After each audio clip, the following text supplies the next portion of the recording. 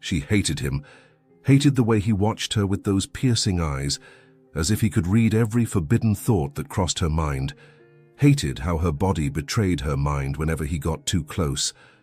But what Susan really hated was the fact that every night, alone in her room, it was his face that invaded her wildest dreams. And when Eric finally cornered her against the wall, his husky voice whispering, "You have no idea how much I've wanted to touch you since day one," she realized that hatred had another name, burning desire. If this story touched your heart, subscribe to the channel, leave your like, and become a member to get early access to upcoming stories. And if you felt it was really worth listening to, also click the Super Thanks button. Your gesture makes all the difference and helps us keep bringing stories that move you. The afternoon hung heavy over the Whitmore mansion, painting the Victorian windows in gold and crimson. The air carried the scent of jasmine, mixed with the dampness of recent rain, that smell that comes before storms, both those in the sky and those of the heart. Susan Whitmore sat in the burgundy velvet armchair in the library, pretending to read a book her hands had been holding for 20 minutes without turning a single page. Her father had been dead for only 3 weeks, and the pain was still an open wound, throbbing. But what irritated her in that moment wasn't his absence. It was the invasive presence of someone else, Eric Donovan.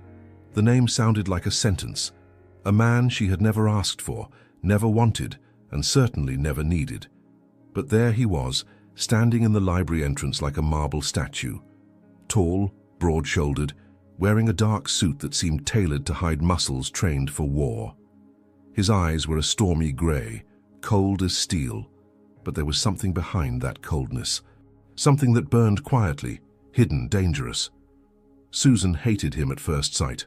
"Miss Whitmore," he said, his deep voice reverberating off the walls lined with old books. "I'm Eric Donovan. Your father hired me before he passed. My orders are to protect you."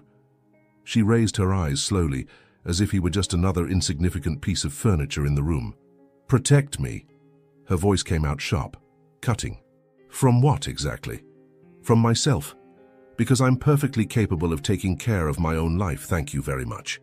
Eric didn't move, didn't look away.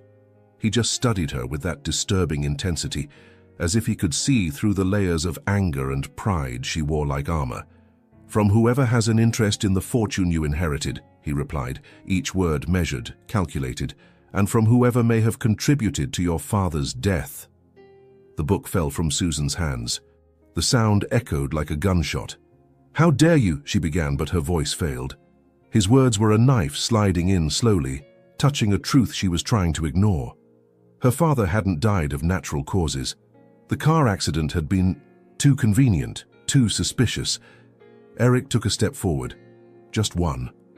But it was enough for Susan to feel the space between them shrink, the air grow thicker, charged with an electricity she couldn't name. "I'm not here to be your friend," he continued, his voice low, almost intimate. "I'm here because I made a promise, and I don't break promises." Susan stood abruptly, her silk dress brushing against her legs as she walked toward him, stopping just inches from his chest. She was tall, but Eric still towered over her. Even so, she lifted her chin, defiant. "And if I don't want you here?" she challenged, crossing her arms.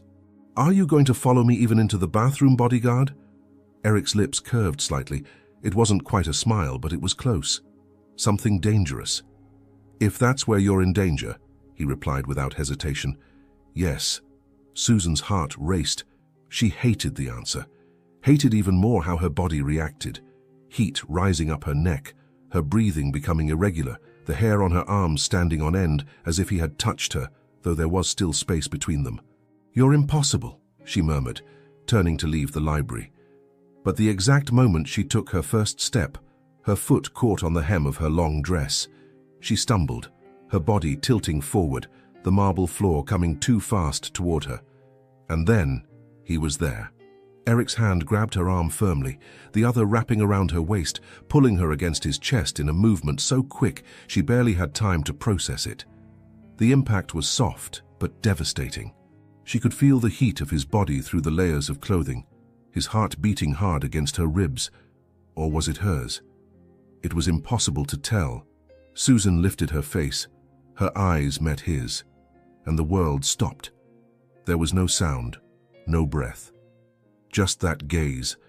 Stormy grey meeting deep brown, two souls recognizing each other even before their bodies knew what to do with it.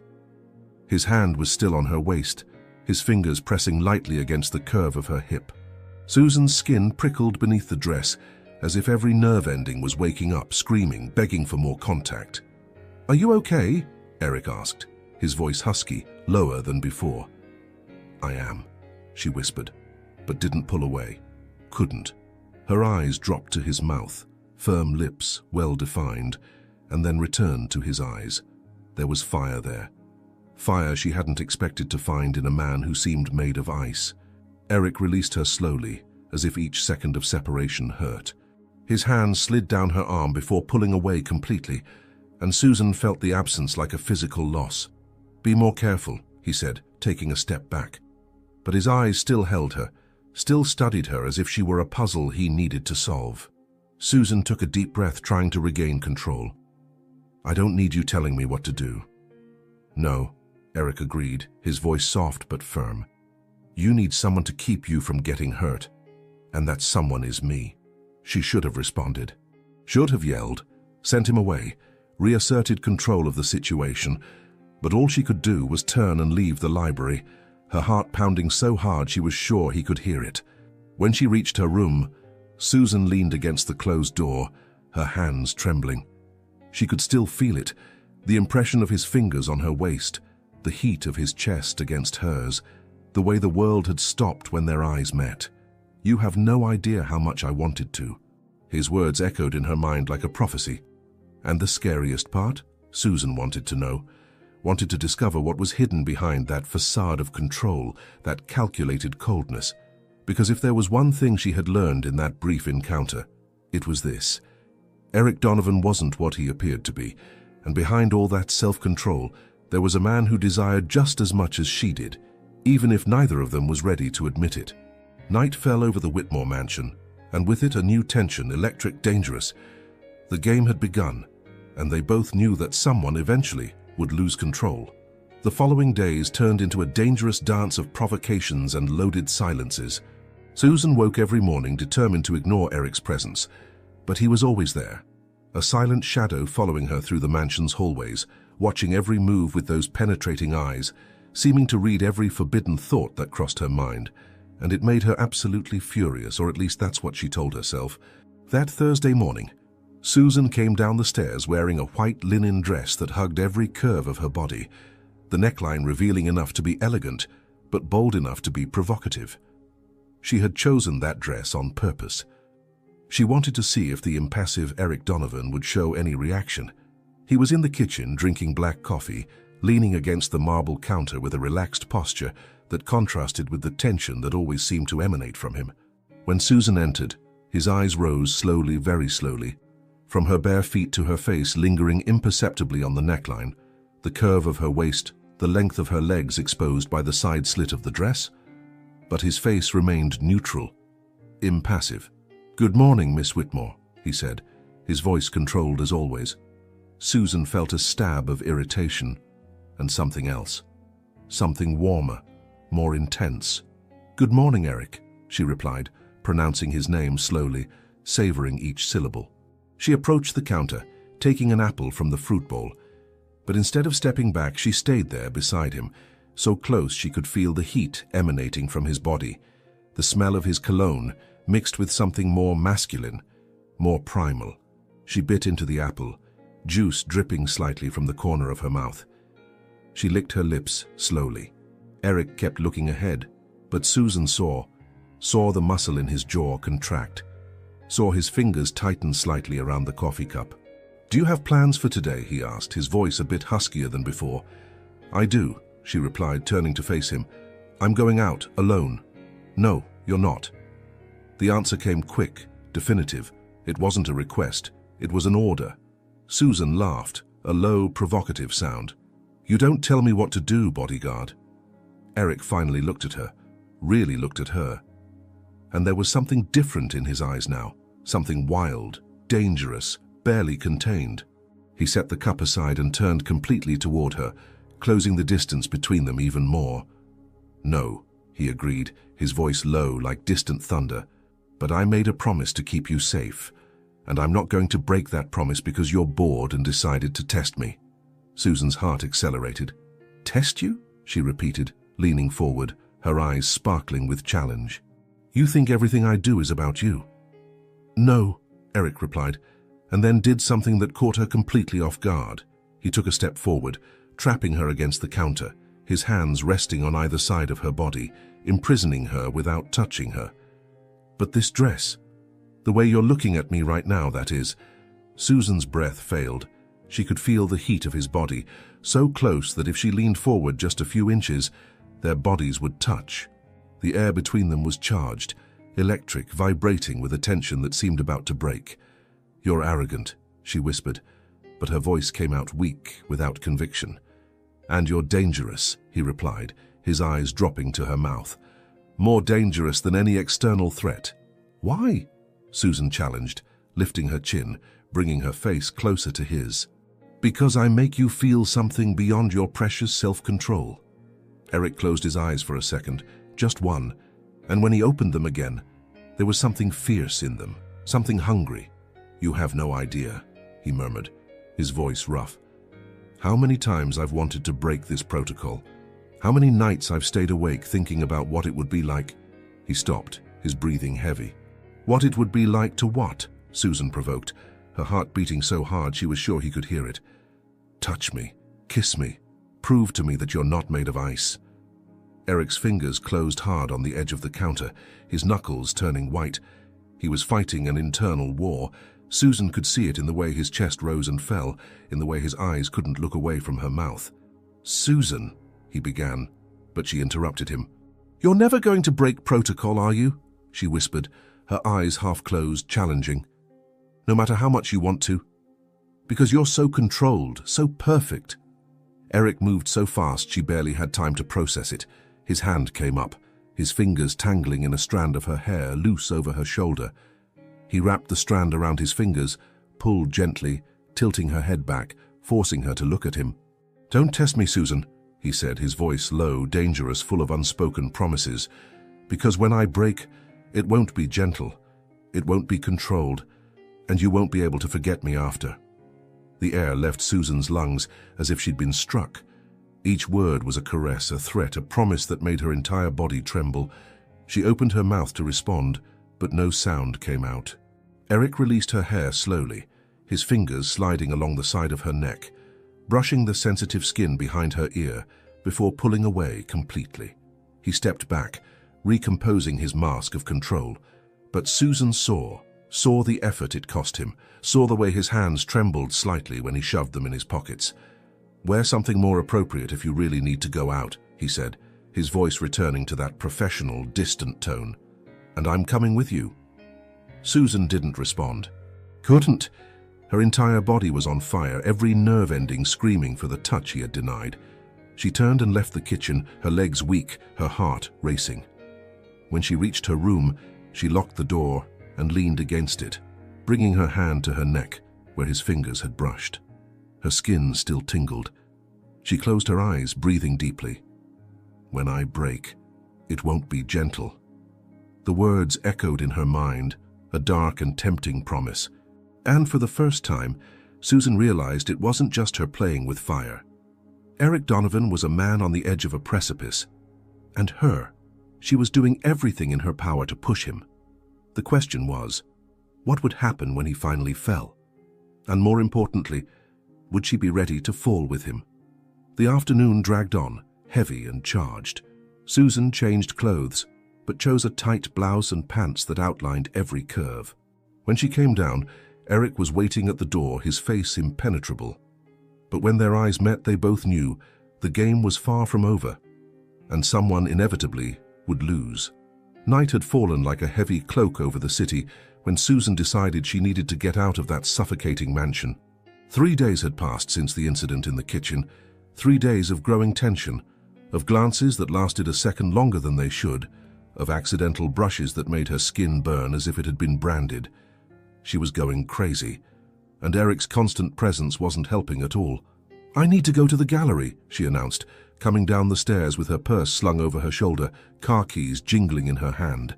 "There's an exhibition ending today and I promised the curator I'd show up." Eric was in the entrance hall, checking something on his tablet. His eyes rose when she spoke, that penetrating gaze that seemed to pierce right through her. "What time does it end?" he asked, putting away the device. 11. Susan stopped on the last step, keeping a safe distance. Since that day in the kitchen, she had learned that proximity to Eric Donovan was like playing with gunpowder near fire. "It's almost 9, he observed, grabbing his own car keys. "I'll drive." "You don't need to—" "It's not a suggestion, Susan."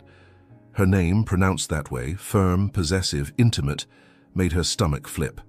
She sighed, defeated. There was no point arguing. Eric always won. The drive to the gallery was silent, but not peaceful. The silence between them was dense, loaded with everything they didn't say, everything they suppressed. Susan kept her gaze fixed on the window, watching the city lights pass by in golden and silver blurs, but she felt, God, how she felt, his eyes occasionally drifting from the road to her. The gallery was packed with elegant people, champagne glasses clinking, whispered conversations about art and aesthetics. Susan plunged into that environment like someone seeking air after drowning, circulating among the works, chatting with acquaintances, trying desperately to forget the man who followed a few yards away, a silent and disturbing shadow. But it was impossible to forget him. She felt him, felt the weight of that grey gaze, the magnetic presence that seemed to pull her, even when he kept his distance. At 10:30, Susan decided to leave. The exhibition had been interesting, but her mind was elsewhere, or rather on someone else. "We can go," she told Eric, who immediately positioned himself beside her, his hand lightly brushing her back as he guided her through the crowd. The touch, however minimal, sent waves of heat up her spine. When they reached the underground parking garage, the air was stale, heavy, smelling of concrete and motor oil. The fluorescent lights flickered intermittently, creating dancing shadows on the walls. Susan was a few steps ahead of Eric when she heard it, the sound of tires squealing at high speed, coming from somewhere in the darkness. "Susan!" Eric's voice echoed like thunder. She turned, confused, and then saw, blinding headlights cutting through the darkness, a black car accelerating directly toward her. So fast there was no time to think, only to feel the icy terror flooding her veins. And then, he was there. Eric hit her sideways with full force, his arms wrapping around her waist as his body became a shield between her and danger. They rolled across the concrete floor, the impact knocking all the air from her lungs, but his arms never let go, firm, protective, desperate. The car passed within inches of them, the wind from its speed whipping Susan's hair, the smell of burning rubber filling her nostrils. And then, as quickly as it appeared, it vanished into the night, leaving only the echo of the engine and the deafening silence. For a moment, neither of them moved. Susan was lying on top of Eric's chest, his body beneath hers, warm, solid, alive. She could hear his heart beating, strong, irregular, wild, against her ear. She could feel his heavy breathing stirring her hair, his hands still firm on her waist, as if he couldn't let go. "Are you okay?" His voice came out hoarse, rough, loaded with an emotion he rarely showed. Susan lifted her face and their eyes met. There was fear there, real fear in his eyes, something she never thought she'd see. And more than that, there was need, the primitive need to touch her, to make sure she was whole, alive, safe. "I am," she whispered, but her voice trembled. "I am now."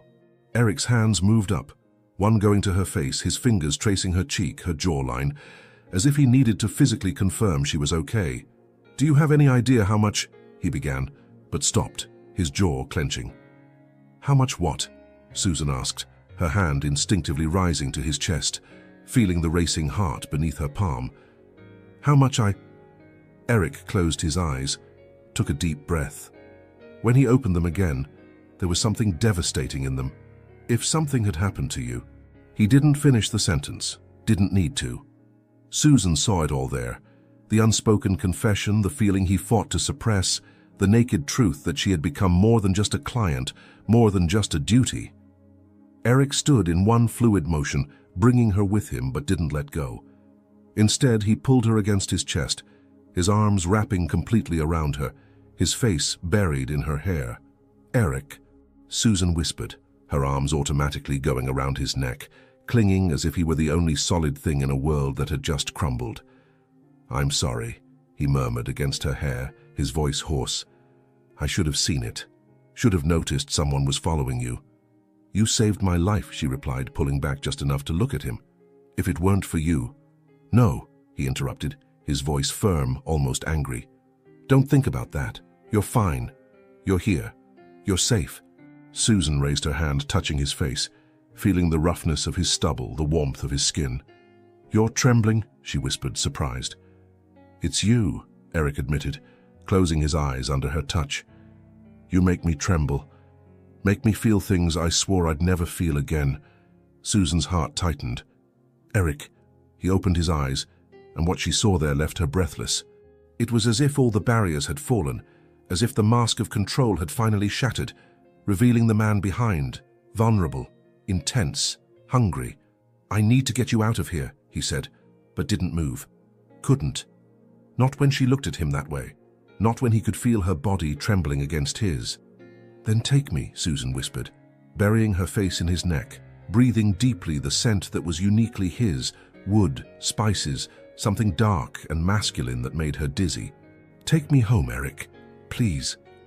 He held her tighter for a moment, just one, and then, with visible effort, loosened his embrace. But when he took her hand and started walking toward the car, Susan noticed he didn't let go. And she didn't want him to. The ride back was different.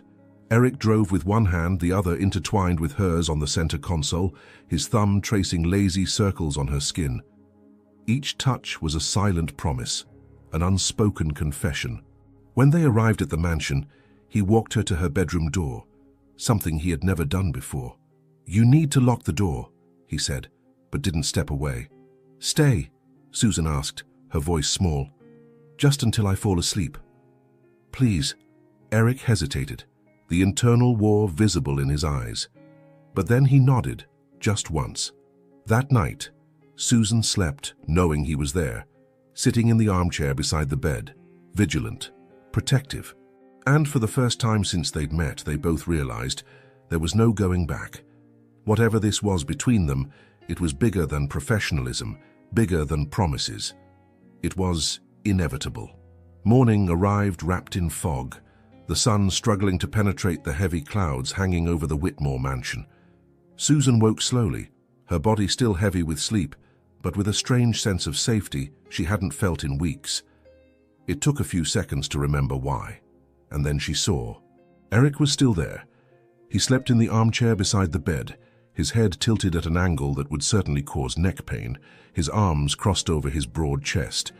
Even asleep, there was tension in his body, as if some part of him remained eternally alert, ready to protect. Susan sat up slowly, pulling the sheet against her chest, and simply watched him. In the soft morning light, he looked different, less intimidating, more human. There were small details she had never noticed before. The thin scar above his left eyebrow, the way his eyelashes were surprisingly long, the strong line of his jaw covered with 2 days' stubble that made him look even more masculine, even more dangerous. And then she saw the dark bruise on the right side of his jaw, scratch marks on the back of the hand resting on the arm of the chair. Wounds from the night before when he had protected her, when his body had become a shield between her and death. Something tightened in Susan's chest, a mixture of gratitude, guilt, and something deeper, more frightening. As if sensing the weight of her gaze, Eric woke. His eyes opened, that stormy gray that left her breathless, and immediately found her. For a moment, neither spoke. The silence was dense, intimate, full of everything that had changed between them. "How you stayed all night?" Susan finally said, her voice hoarse with sleep. "I did." There was no excuse, no explanation, just the simple, raw truth.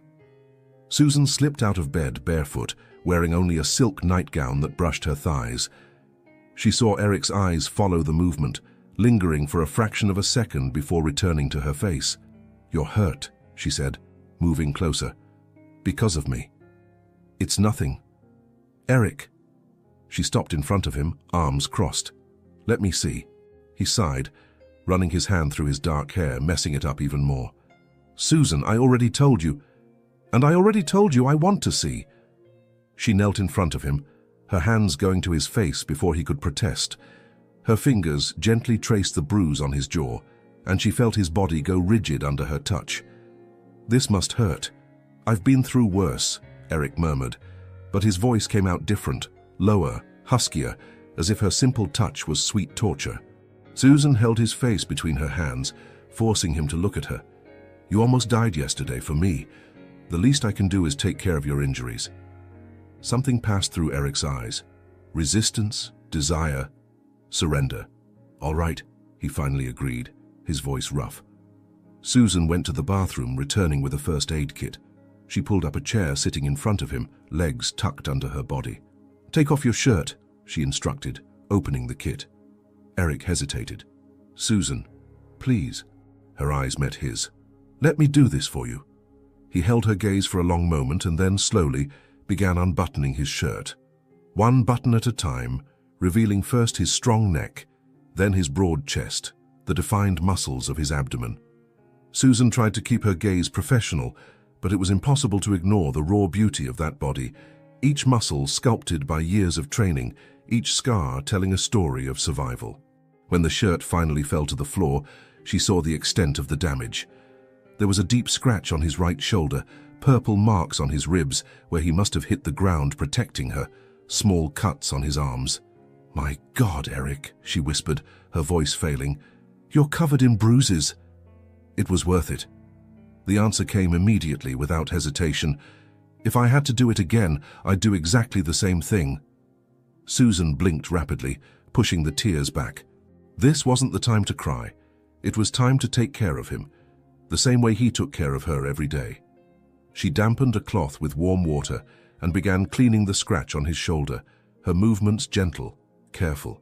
Eric remained still, but she could feel the tension radiating from him, could see how his hands gripped the arms of the chair whenever she touched a more sensitive area.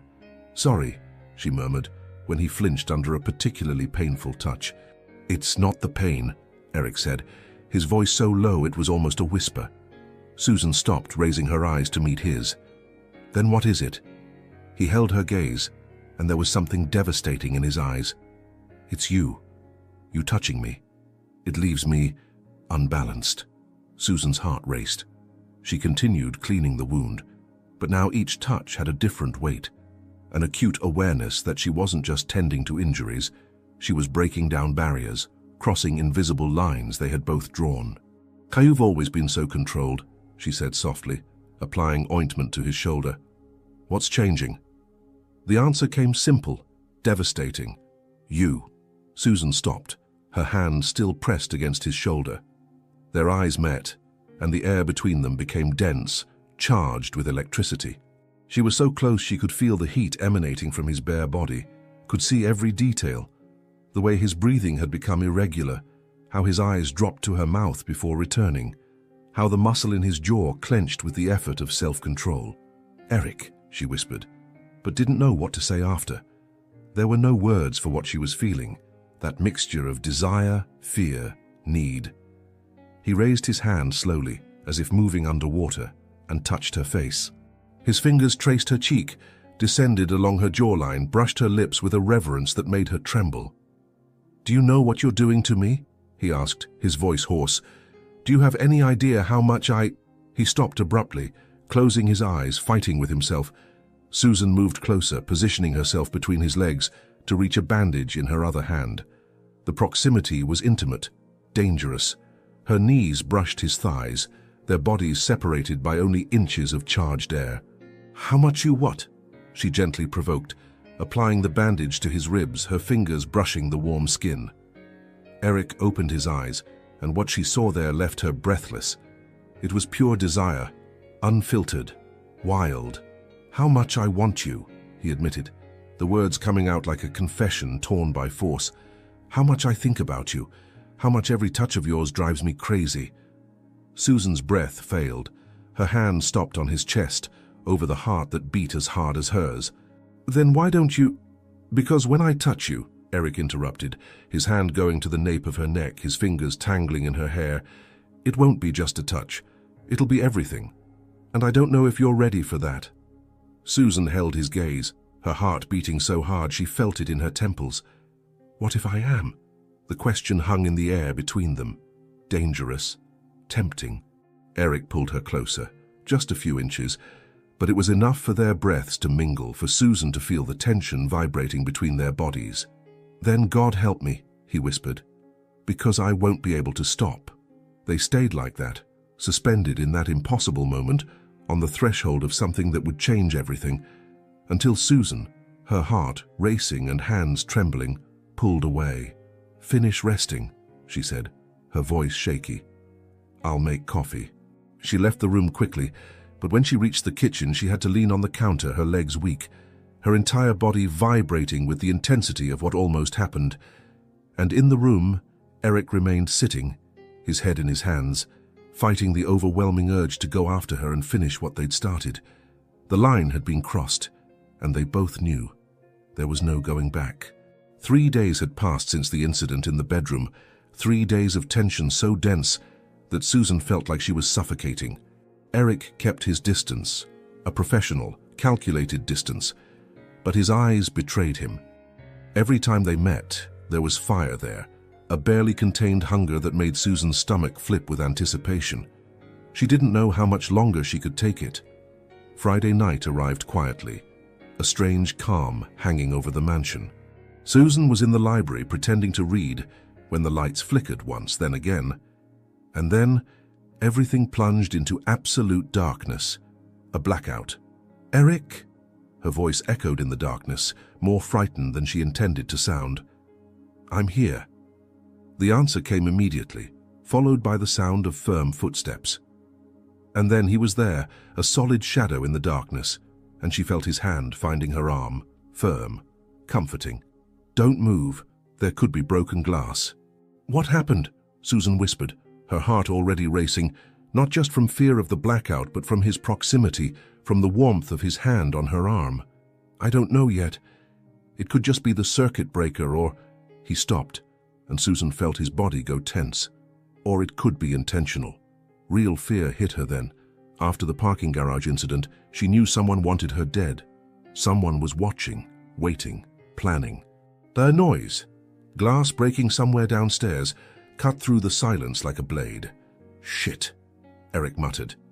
And before Susan could process, he was pulling her, moving through the library with a certainty that could only come from someone trained to operate in the dark. They hid behind a massive bookshelf, his body pressed against hers, protecting her, concealing her. Susan could hear footsteps, someone climbing the stairs, slow, deliberate. Her heart was beating so loud she was sure whoever was out there could hear it. Eric pressed her harder against the wall, one arm on each side of her body, creating a protective barrier. His face was so close, she felt his warm breath against her forehead, against her lips. His scent enveloped her, that mixture of spices and something darker, more masculine, and despite the terror running through her veins, her body reacted. It always reacted to him. "Don't make a sound," Eric whispered against her ear, his voice so low it was almost imperceptible. "No matter what happens, you stay here. Understood?" "Eric." "Don't," she began, but he pressed a finger against her lips, silencing her. The simple touch, finger against lips, sent a wave of heat through her entire body. She saw his eyes adjust to the darkness, saw the exact moment he realized the effect he'd had. The footsteps got closer. Whoever it was in the hallway now, maybe just yards from the library. Eric moved, positioning himself completely in front of Susan, his large body blocking any possible line of sight. She could feel the tension in him, every muscle ready to attack, to defend. And something inside her broke. The sudden and devastating realization that this man, this impossible and stubborn man, would risk everything for her. Not because it was his job, because it was her. The footsteps stopped. Silence. A silence so heavy that Susan could hear her own breathing, quick and irregular. And then, after what seemed like hours but was only minutes, the footsteps retreated, went down the stairs. A door slammed in the distance, but Eric didn't move, Not yet. He remained there, protecting her, his body rigid with tension, until the silence stretched long enough to be sure they were alone again. "I think he's gone," Eric finally murmured, but didn't step away. Couldn't, because now that the danger had passed, a different awareness took over. The awareness of how close they were, of how his body pressed against hers, of how each breath made their chests touch. "Eric," Susan whispered, her hands instinctively rising to his chest, feeling the racing heart beneath her palms. He looked down, meeting her eyes in the darkness, and there was something different there now. Something wild, something he could no longer hide. "You're trembling," he said, his hands rising to hold her face, his thumbs tracing her cheeks. "It's not from fear," Susan admitted, her voice barely coming out. "Then what is it from?" Eric asked, though from his eyes she knew he already knew the answer. "From you." The confession came out in a whisper. "From what I feel when you're close. From what I want you to do." Eric closed his eyes, his jaw clenching violently. "Susan, don't say things like that, not now. Not when I'm fighting so hard to—" "To what?" she interrupted, her hands rising to cover his that still held her face. "To keep your distance? To pretend you don't feel what I feel?" "To protect you," he replied, opening his eyes. "From me, from everything I want to do to you." "What if I don't want to be protected?" Susan challenged, moving closer, eliminating the last inch of space between them. "What if I want exactly what you want?" Eric's breath failed. "You don't know what you're asking for." "Then show me." It was a challenge, a plea, a surrender. Something broke in Eric's eyes, some final barrier crumbling. His hand slid from her cheek to the nape of her neck, his fingers tangling in her hair, firm, possessive. "Do you still hate me?" he asked, his voice hoarse, dangerous. Susan held his gaze, her heart beating so hard she felt it in her temples. "I don't know what I feel, but it's definitely not hate." That was all Eric needed to hear. He pulled her to him and kissed her. It wasn't gentle, it wasn't controlled. It was raw hunger, desperate need, weeks of repressed desire exploding all at once. His lips captured hers with an intensity that took all the air from her lungs, his tongue invading her mouth, tasting, claiming, marking. Susan moaned against his mouth, her hands rising to his hair, pulling him closer, needing more, always more. His taste was addictive. Bitter coffee mixed with something dark and masculine that made her dizzy with desire. Eric pressed her against the wall, his entire body flush against hers, and she could feel everything. His heart beating out of control, his heavy breathing, the evident desire pressing against her abdomen. It was overwhelming, intense, perfect. His hands were everywhere, on her waist, moving up her ribs, tracing the curve of her breasts over her blouse. Each touch was fire, each caress a promise of more. "Eric," she gasped when his lips left hers to trace the line of her jaw, descending down her neck, lightly biting the sensitive skin. "God, Eric." He groaned against her skin, a low, guttural sound that vibrated through Susan's body. "Do you have any idea?" he murmured between kisses. "How many nights I've dreamed of this, of you moaning my name like this?" Susan couldn't answer, couldn't think. All that existed was his mouth on her skin, his hands on her body, the delicious weight of him pressing her against the wall. And then, abruptly, Eric stopped. He pulled away, panting, his forehead resting on hers, eyes closed in visible effort. "Why did you stop?" Susan asked, her voice shaky, confused, desperate.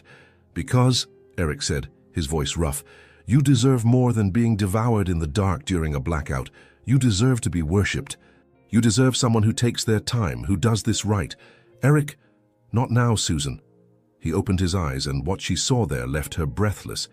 It was love, pure, devastating, undeniable. "You deserve more than an impulse in the dark. And when I finally have you," he ran his thumb over her swollen lips, "it'll be because you chose this completely aware. Not because you were scared, not because it was a moment, but because you want me as much as I want you." Susan held his face between her hands, forcing him to look at her. "I already chose you, stubborn idiot. I chose you from the moment you saved me. Maybe even before that." Eric smiled. A small smile, devastating, full of promises. Then when the lights come back on, he whispered against her lips, brushing them lightly, provocatively, we're going to finish this. The right way. And as they waited in the darkness, bodies intertwined, breaths mingled, they both knew. It was no longer a question of if, it was a question of when, and that when was approaching rapidly. The next morning dawned bathed in golden light, the first rays of sun streaming through the linen curtains and painting Susan's room in shades of amber and honey. She woke slowly, her body still vibrating with memories of the night before, the kiss, the touch, the implicit promise in Eric's words. When the lights come back on, we're going to finish this, the right way. Her heart raced just thinking about it. She got up, put on a silk robe over her nightgown, and went downstairs, following the aroma of fresh coffee coming from the kitchen. Eric was there, his back to her, preparing breakfast. He wore only a tight grey t-shirt that outlined every muscle in his back and black sweatpants.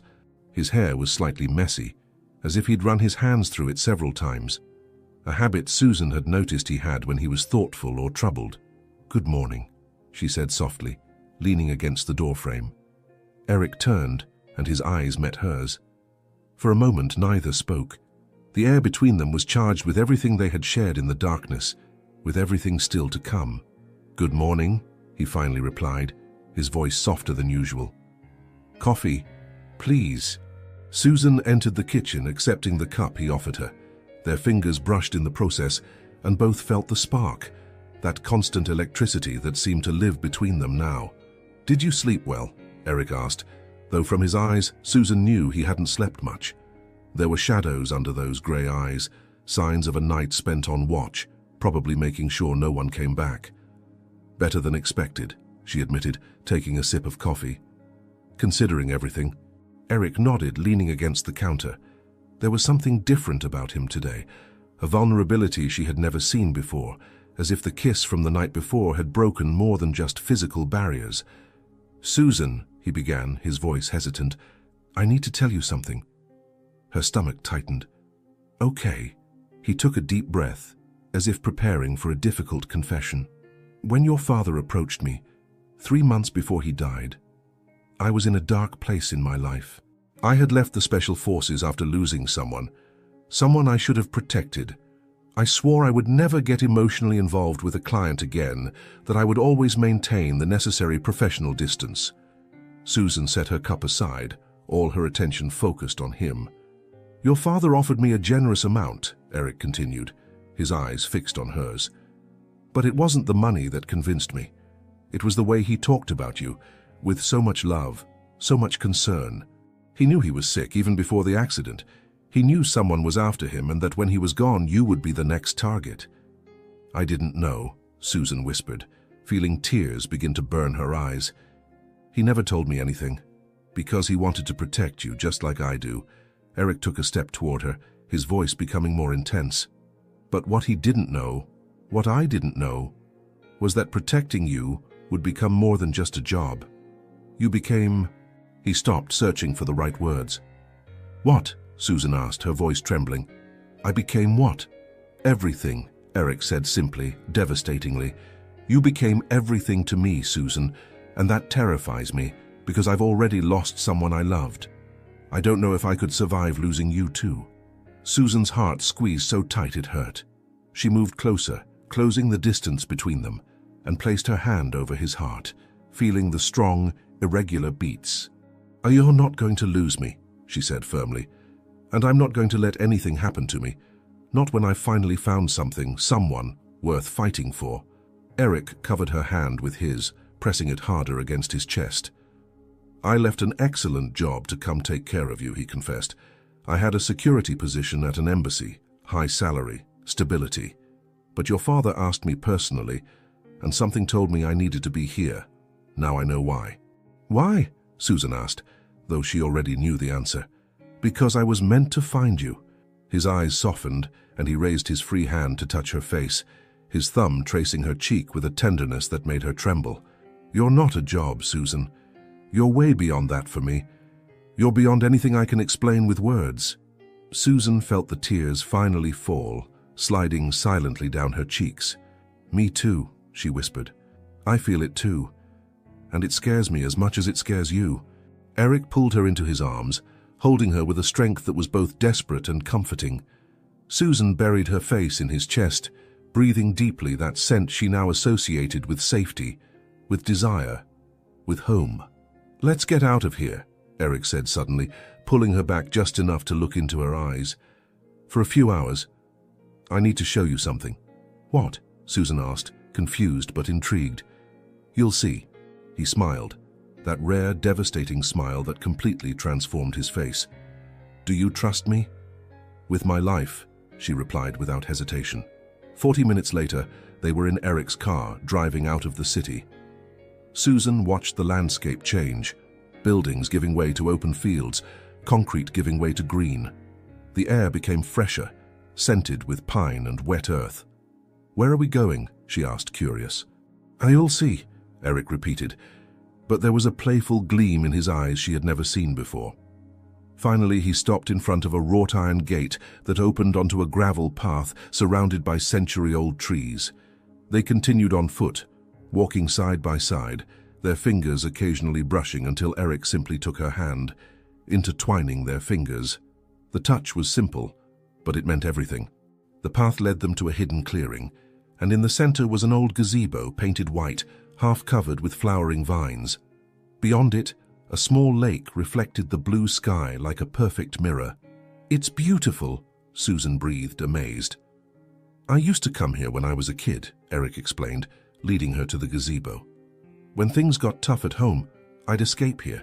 It was my secret place, where I could think, breathe." Susan turned to look at him, touched by the vulnerability of this confession. "Why did you bring me here?" Eric held both her hands, bringing them to his lips and kissing her knuckles softly. "Because you're the first person since my mother that I've wanted to bring here.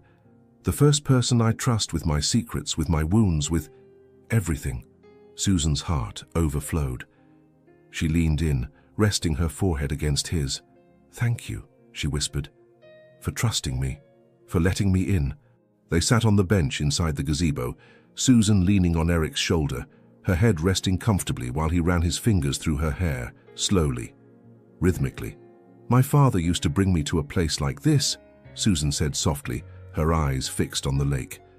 "When my mother died, I was 8 years old. He would take me to a secret garden she had planted, and there we would talk to her.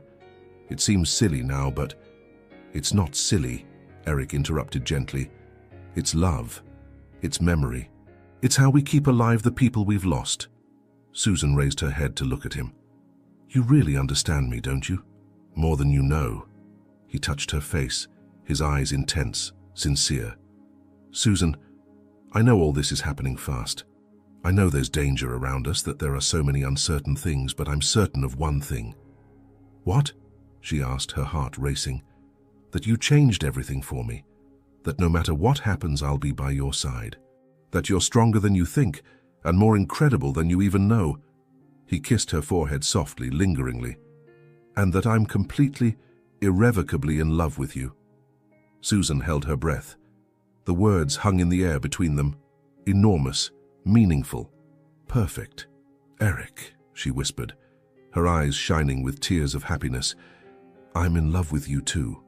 So hopelessly in love, it's scary." He smiled, that smile she was learning to love, that transformed his severe face into something beautiful and vulnerable. And then he kissed her, gently this time, without the desperate urgency of the night before. It was a kiss of promise, of commitment, of true love. When they pulled apart, they stayed there, wrapped in each other, watching the sun begin to set over the lake, painting the sky pink and gold. And for the first time since everything had begun, Susan felt completely safe. Not just because Eric protected her physically, but because he had protected her heart, and in return she protected his. The love growing between them was stronger than any danger, and nothing, absolutely nothing, could destroy that. The following week brought a deceptive calm. Susan and Eric existed in a fragile bubble of newfound happiness, stealing kisses in empty hallways, fingers intertwined during breakfast, whispered conversations late at night. It was as if the outside world had stopped existing, as if danger was just a distant memory. But dangers never sleep. They just wait for the right moment to strike. The letter arrived on a grey Tuesday, delivered by an unknown messenger. Eric intercepted it before Susan could see it, but she noticed how his face went stone cold, how his jaw clenched violently, how his fingers crumpled the paper with contained force. "What is it?" she asked, approaching. "Nothing you need to worry about," Eric replied, but his voice was different, colder, more distant. The soldier's voice, not the lover's. "Eric," Susan touched his arm, "don't hide it from me. We promised honesty, remember?" He hesitated, the internal war visible in his eyes. Finally, he sighed and handed her the letter. The words were simple but devastating. "She should have been mine. You stole what's mine. Give Susan back, or everyone will pay the price." Signed, Michael. Susan's stomach churned. Michael Carver, her ex-fiancé, the man her father had chosen for her before he died. The man she had repeatedly rejected. He had always been possessive, controlling. But this was madness. "He's somewhere close," Eric said, already grabbing his phone. "And this ends today." "Wait!" Susan held his wrist. "What are you going to do?" "What I should have done from the beginning," Eric replied, his eyes hard as steel. "I'm going to eliminate him as a threat. Permanently." "Eric, don't..." "Susan, this man tried to kill you. He sabotaged the car, broke into the mansion, has been stalking you for weeks. I'm not going to wait until he succeeds." His voice was firm, but Susan saw the fear behind the anger, the terror of losing her. Before she could respond, the front door burst open violently. Michael Carver walked in as if he owned the place, tall, blonde, wearing an impeccable suit that hid the rot inside. His blue eyes were cold, calculating, fixed on Susan with an intensity that made her instinctively step back. "Susan, my love," he said, his voice smooth but with a dangerous edge. "I've missed you." Eric immediately positioned himself in front of her, his body tense like a spring about to snap. "Leave now." Michael laughed, a sound without humor, without warmth. "Ah, the protective guard dog. Susan, you really lowered your standards, didn't you? From a successful businessman to a salaried bodyguard." "Watch what you say," Eric growled, taking a threatening step toward Michael. "Or what?" Michael provoked, pulling something from his jacket pocket. A gun, small but lethal. "You're going to stop me. Let's see you try." Susan's blood froze. "Michael, for God's sake." "For God's sake," Michael repeated, his voice rising. "You want to talk about love, Susan? After humiliating me? After choosing this idiot over me? I gave you everything. Time, money, patience. And you throw me away like I'm nothing." "Because you are nothing," Susan said, her voice trembling but firm. "You never loved me, Michael.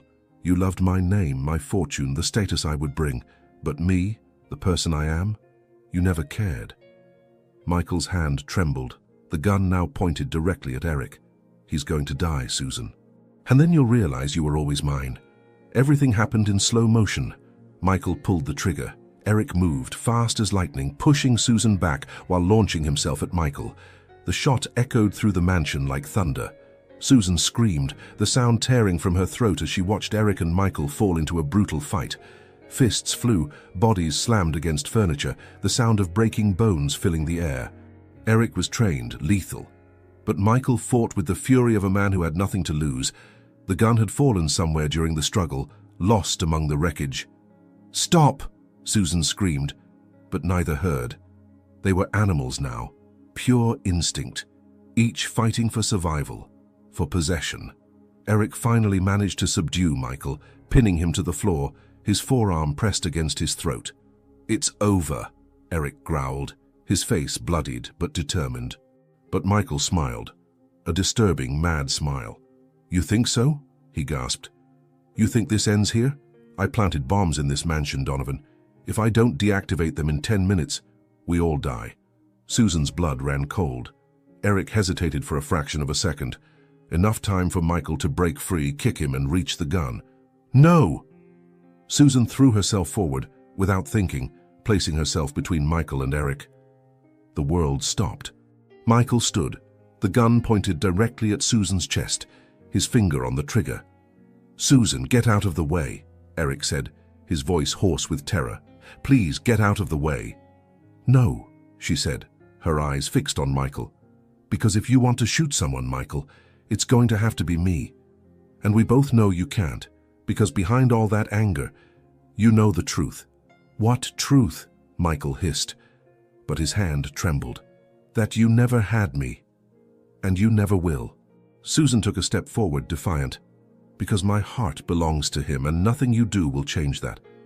For an infinite moment, no one moved, and then something broke in Michael's eyes. Not remorse, but defeat. He slowly lowered the gun. "You're going to regret this," he whispered. And then sirens. The police. Eric must have triggered a silent alarm. Officers stormed the mansion, overpowering Michael, handcuffs snapping on his wrists as he was dragged out, still shouting threats, still promising revenge. But Susan didn't hear. Because Eric was slumped against the wall, holding his shoulder, blood dripping between his fingers. "Eric!" She ran to him, falling to her knees beside him. "Oh my God, you were hit." "I'm fine," he gasped, but the pallor of his face said otherwise. "It's just a scratch." "A scratch?" Susan pressed her hands over the wound, trying to stop the bleeding, tears flowing freely now. "You almost died. You idiot! You could have died."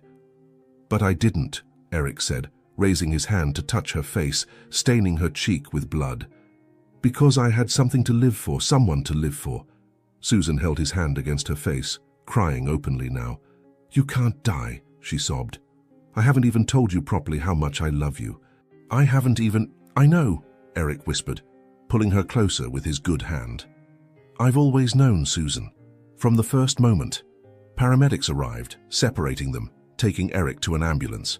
Susan followed, refusing to let go, her hand intertwined with his during the entire ride to the hospital. And as doctors took him into surgery, as she waited in a cold, sterile hallway, Susan made a silent promise. If he survived, when he survived, she would never waste a single moment again. Life was too short, and true love was too precious to take for granted. 3 days later, Eric was discharged from the hospital. The bullet had passed through his shoulder without hitting anything vital, pure luck, according to the doctors. But Susan knew it wasn't luck. It was fate. They hadn't come this far for everything to end in tragedy. Michael was in jail, awaiting trial for attempted murder, breaking and entering, and threats. The supposed bombs were a lie, a last desperate bluff. The threat was over. Finally, they were free. The night was warm when they arrived at the mansion, the full moon bathing the gardens in liquid silver. Eric had insisted on dismissing the nurse, claiming he was perfectly capable of taking care of himself. But Susan saw the way he moved carefully, how he avoided using his right arm, how pain occasionally crossed his face when he thought she wasn't looking. "You should be resting," she said, as she helped him up the stairs, her arm wrapped around his waist, supporting him more than he'd probably admit needing. "I've rested for 3 days," Eric replied, but there was something different in his voice, lower, huskier, loaded with intention. "And rest wasn't what I was thinking about the whole time." Susan stopped at the top of the stairs, turning to face him. "What were you thinking about?" His eyes met hers, and there was fire there, that familiar fire that made her stomach flip, that made her skin tingle even without touch. "You," he said simply. "Us. Everything I almost lost." Susan's heart raced. "Eric, I almost died, Susan," he continued, his voice intense, urgent. "And the only thing I could think about while I was on that floor, bleeding, was that I could die without ever having loved you the way you deserve. Without showing you how much you mean to me." Susan's breath failed. "You don't need to—" "I do," he interrupted, taking a step forward, eliminating the distance between them. "I need to, Susan, because you've become the air I breathe, and I can't wait another day, not another hour." Susan held his gaze, her heart beating so hard she felt it in her temples. "Then don't wait," she whispered. Something broke in Eric's eyes, the last barrier, the last remnant of self-control. He took her hand and pulled her into her room, closing the door behind them with a soft but definitive click. The moon came through the open windows, bathing the room in silver light, creating dancing shadows on the walls. The air was charged with jasmine and anticipation, each breath a promise of what was to come. Susan was trembling, not from fear, but from anticipation, from desire so intense it hurt. Eric stood in front of her, just watching, those grey eyes traveling over every inch of her face as if memorizing, recording this moment forever. "Are you sure?" he asked, his voice hoarse. "Because if we start this now, Susan, there's no going back. You'll be mine, completely." "I'm already yours," she replied without hesitation. "I always have been, since the first touch." Eric let out a low, guttural sound, half groan, half sigh of surrender. And then he touched her. His hands went to her face first, holding her with a reverence that made her tremble. He leaned in, capturing her lips in a kiss that started soft but quickly deepened, becoming urgent, desperate, hungry. His tongue invaded her mouth, tasting, exploring, claiming. Susan moaned against his lips, her hands rising to his hair, pulling him closer, needing more, always more. His taste was addictive, spices and coffee and something dark that made her dizzy. Eric walked her backward until her back met the wall. He pressed her against it, his entire body flush against hers, and Susan could feel everything, his heart beating out of control, his heavy breathing, the evident desire pressing against her abdomen.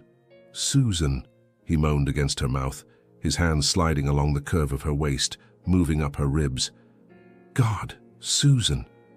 "Touch me," she whispered, her eyes half closed, heavy with desire. "Show me, Eric. Show me this isn't just desire. Show me you feel what I feel."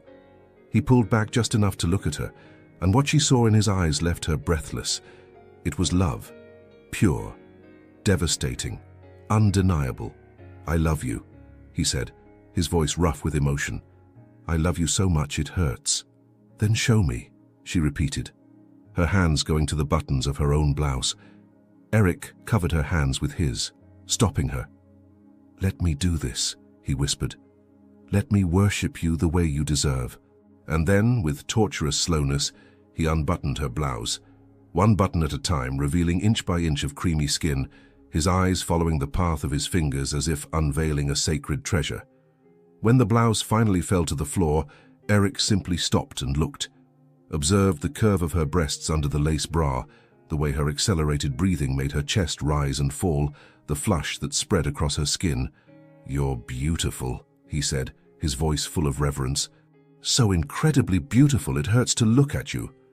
Susan blushed, but didn't look away. Instead, she raised her hands to his shirt, helping him remove it carefully because of his injured shoulder. When he was finally shirtless, she allowed herself to look, really look at the body that had protected her so many times, that had become a shield between her and danger. There were new marks now, the white bandage on his shoulder, new bruises forming. Susan leaned in, kissing softly around the bandage, her lips tracing each mark, each scar, each evidence that he had fought for her. "Susan," Eric groaned, his head falling back, eyes closing, "you're going to kill me." "No," she whispered against his skin. "I'm going to love you."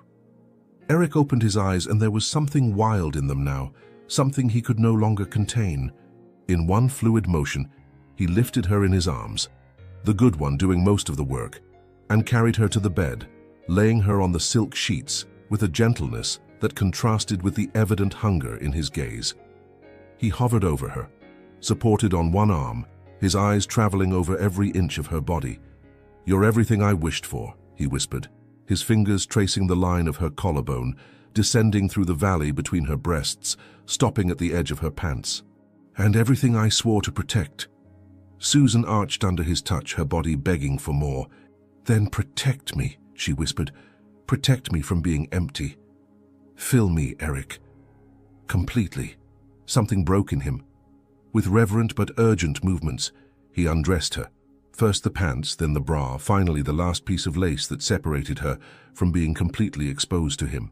And when she was naked beneath him, trembling not from cold but from anticipation, Eric simply stopped and drank in the sight of her with his eyes. "Perfect," he murmured. "You're absolutely perfect." And then he began his worship. His lips traced a path of fire, from the curve of her neck to her breasts, stopping to give attention to each until Susan was gasping, her hands gripping the sheets. He descended further, his lips kissing her belly, the curve of her hip, the inside of her thighs. Each kiss was a promise. Each touch was a declaration of love. Susan was lost in sensations. The heat of his mouth, the weight of his body on hers when he finally joined with her, the way each movement was calculated for her pleasure before his. "Eric," she moaned, her nails gently scratching his back, avoiding the injured shoulder. "Oh God, Eric, I love you," he whispered against her ear, his hips moving in a rhythm that took her higher and higher. "I love you so much, Susan, so much." Their breathing accelerated, synchronized, two bodies becoming one, two souls intertwining in a way that went far beyond the physical. When they finally reached climax together, their names on each other's lips, hearts beating as one, it was more than just physical pleasure, it was connection, it was promise, it was forever.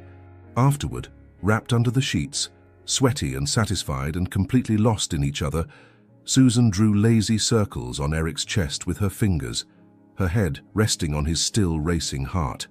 "It was more than I imagined," she whispered. Eric kissed the top of her head, his arms pulling her tighter against him. "For me, it was everything." And there, in the quiet of the night, with the moon as a silent witness, they knew. No matter what the future held, they would face it together. Because some loves can't be broken, and theirs was eternal. Morning arrived wrapped in golden fog, the first rays of sun streaming through the curtains and painting the room in shades of amber and honey. Susan woke slowly, her body still vibrating with memories of the night before. Each touch, each kiss, each whisper of love that Eric had left etched on her skin like invisible tattoos. She turned in the silk sheet, searching for his warmth, but found only the empty space beside her, still warm from his presence.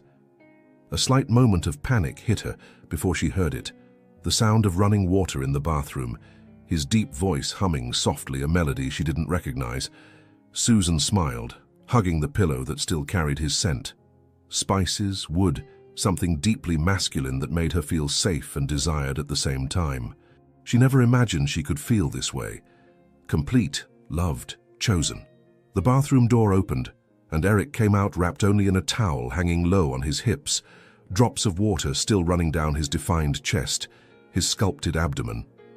The bandage on his shoulder was slightly wet, but he moved with more ease today, the pain clearly diminishing. When his eyes met hers, he smiled, that rare, devastating smile that completely transformed his severe face into something vulnerable and beautiful. "Good morning, beautiful," he said, approaching the bed.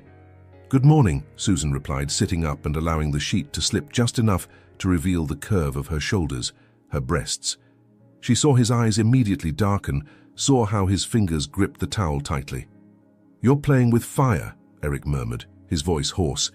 "Maybe I like getting burned," she teased, tilting her head. In 2 steps he was beside the bed, leaning in to capture her lips in a kiss that started soft, but quickly deepened, becoming urgent, hungry. When they finally separated, both were breathless. "If I get back in that bed now," Eric whispered against her lips, "we're not leaving it all day." "And that would be a problem?" Susan asked, her eyes sparkling with amusement. Eric groaned, but pulled away with visible effort. "Unfortunately, yes, because we have something important to do today." Susan frowned, confused. "What?" "You'll find out." He pulled her out of bed, wrapping her in the silk robe. "Wear something comfortable. We're going out." An hour later, they were in the car driving through the city. Susan watched Eric from the corner of her eye. The way his fingers drummed lightly on the steering wheel, how there was a different tension in his shoulders. It wasn't fear or worry. It was nervousness. "Are you going to tell me where we're going?" she asked for the 3rd time. "Patience," Eric replied, but there was a smile playing on his lips. Finally, they stopped in front of an elegant building in the city center, the most renowned law firm in the region. Susan recognized it immediately and her stomach tightened. "Eric, what are we doing here?" He turned off the engine and turned to her, taking both her hands in his. "You need to do this, Susan. You need to officially end the engagement with Michael. You need to completely free yourself from the past." Susan looked at the building, then back at Eric. There was fear there. fear of confronting that last connection with the man who had tried to destroy her. But there was also determination, because Eric was right. She needed to do this. For herself, for them, for a future without shadows. "Will you come with me?" she asked, her voice small. "Always," Eric replied without hesitation. "I'm by your side in everything, Susan. I always will be." The lawyer's office was impeccable, all decorated in dark mahogany and leather with a panoramic view of the city. Michael's lawyer, a middle-aged man with cold, calculating eyes, was already waiting. And beside him, to Susan's horror, was Michael himself. He had made bail. "Susan," Michael said, standing immediately. He looked different, thinner, deep circles under his eyes, an air of defeat that hadn't existed before. "I knew you'd come."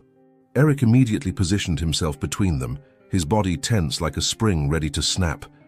"You shouldn't be here." "It's a legal meeting," the lawyer intervened coldly. "My client has the right to be present at the dissolution of the engagement." Susan placed her hand on Eric's arm, calming him. "It's okay," she said softly. Then she looked directly at Michael. "I came here to do something I should have done a long time ago." Michael took a step forward, his eyes pleading. "Susan, please. I made mistakes, I went too far, but I can still change. We can still—" "No," Susan interrupted, her voice firm. "There's no more we, Michael, there never was. Because you never loved me. You loved the idea of me, the fortune, the status, but the person I really am, you never cared." "That's not true," Michael protested, his voice rising. "I loved you. I gave you everything. You gave me control," Susan corrected, her voice growing stronger, more confident. "You gave me gilded cages and suffocating expectations. But love, real love, that you never gave." She took a step forward, facing him directly for the first time without fear. "I didn't know what real love was until I met someone who saw me, really saw me, and still chose to stay. Someone who risked his life for me, not because I'm a Whitmore, but because I'm Susan." Michael followed her gaze to Eric, and something bitter and venomous crossed his face. "He's a nobody, Susan. A bodyguard. You're throwing everything away for love," Susan interrupted. "I'm choosing love. True love, generous love, sacrificial love, the kind of love you could never understand." She turned to the lawyer. "Where do I sign?" The documents were presented. Susan read each line carefully, Eric by her side, a silent but constant presence. When she reached the last page, she picked up the pen, but before signing, she looked one last time at Michael. "I forgive you," she said, and saw the surprise in his eyes. "I forgive you for the control, the threats, for nearly taking my life, because holding on to anger would only keep me tied to you. And I don't belong to that past anymore." She signed with firm, definitive movements. Each letter was a liberation, each stroke a declaration of independence. When she finished, she handed the papers back and stood up, holding Eric's hand. "It's over," she said simply. "You have no more power over me, Michael. You never will again." Michael remained seated, defeated, as Susan and Eric left the office. But when they reached the elevator, Susan felt her legs go weak, the full weight of what she'd just done hitting her all at once. "Eric," she whispered, and he immediately pulled her into his arms, holding her tight. "You were incredible," he murmured against her hair. "So strong, so brave. I'm so proud of you." Susan buried her face in his chest, breathing deeply that scent she now associated with home. "I don't want to live under control anymore," she said, her voice muffled. "I want to be free, and by your side, I am." Eric pulled her back just enough to look into her eyes. "Then be free, Susan. Be completely, gloriously free, and let me have the privilege of witnessing it every day." They spent the rest of the day together, walking through the park, eating at a small cafe Eric knew, simply existing side by side without fear, without shadows. In the afternoon, when the sun began to set, they returned to the mansion. But this time, when Susan looked at that imposing house, she no longer saw a prison. She saw a home, because home wasn't a place. It was who you chose to be by your side. And she had chosen Eric, forever. That night, lying together under the stars that came through the open window, Susan traced lazy circles on Eric's chest. "Thank you," she whispered. "For what?" Eric asked, his fingers playing with her hair. "For teaching me what it means to be truly loved, for showing me I deserve more than crumbs of affection, for choosing me every day." Eric turned on his side, facing her, his eyes shining with emotion. "Don't thank me for loving you, Susan. Thank yourself for existing. Because without you, I was just an empty man following orders. With you, I'm alive." They kissed, soft, deep, full of promises, while the world outside kept spinning. But for them, in that moment, the world had stopped, because they had found each other, and that was all that mattered. 2 weeks had passed since that day at the law office. 2 weeks of peace, of love discovered in every shared moment, of laughter echoing through the mansion's hallways that once seemed so empty. Susan blossomed like a flower that finally found the sun, lighter, more radiant, completely free from the invisible chains that bound her to the past. Eric changed too.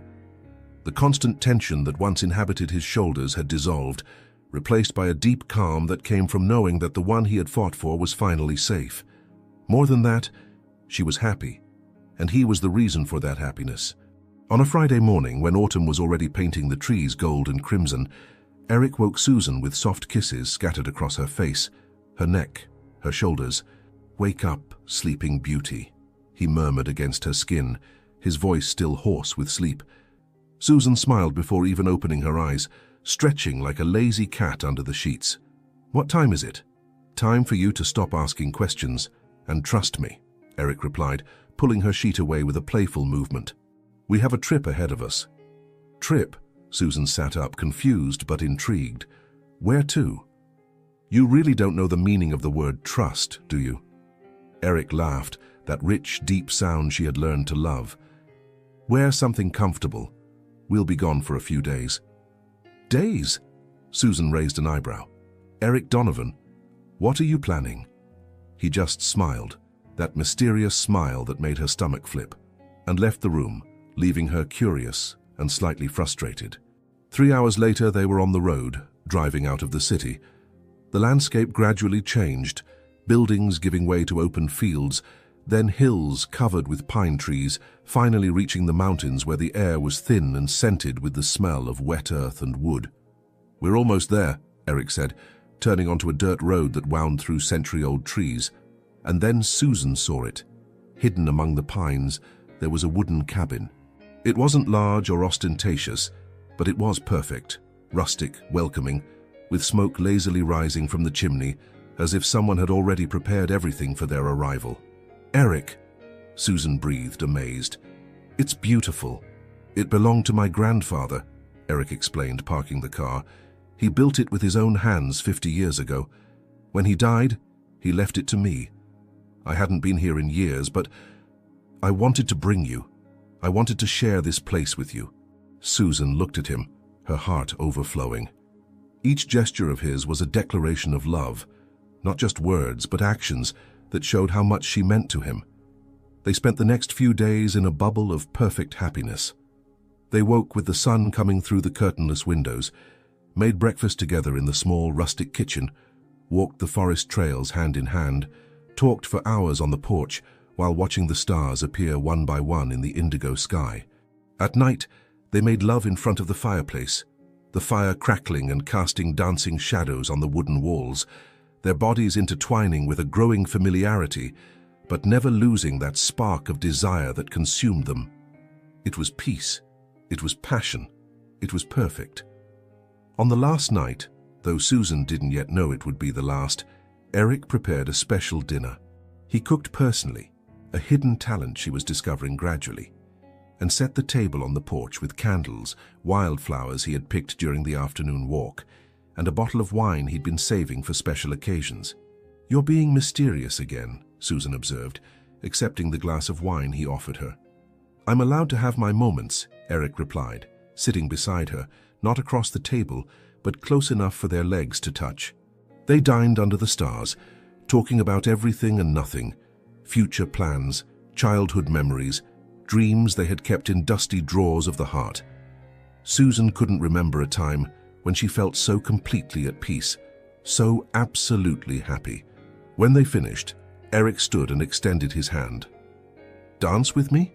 There's no music, Susan pointed out, but she was already putting her hand in his. We don't need any.